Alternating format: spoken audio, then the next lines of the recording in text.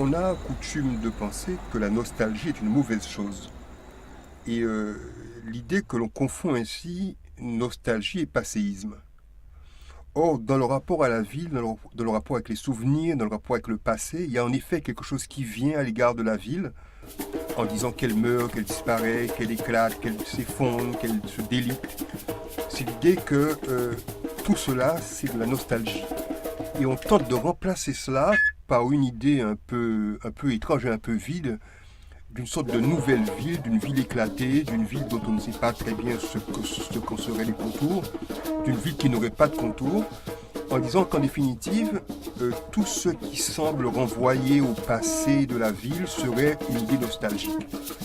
Et l'architecte cubain disait quelque chose qui me paraît tout à fait fondamental, c'est que peut-être il faudrait réhabiliter l'idée même de nostalgie. L'idée que le passé de la ville fait partie de ce qu'est la ville pour nous aujourd'hui,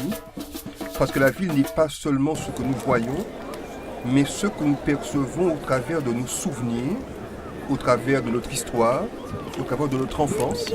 et que le Pointe-à-Pitre passé, que le Bastère passé, ça fait aussi partie de la façon dont nous voyons et dont nous vivons le Pointe-à-Pitre d'aujourd'hui et le Bastère d'aujourd'hui. En sorte qu'il ne paraît pas possible de penser à l'espace public, à la ville aujourd'hui, sans penser au rapport que nous entretenons aujourd'hui avec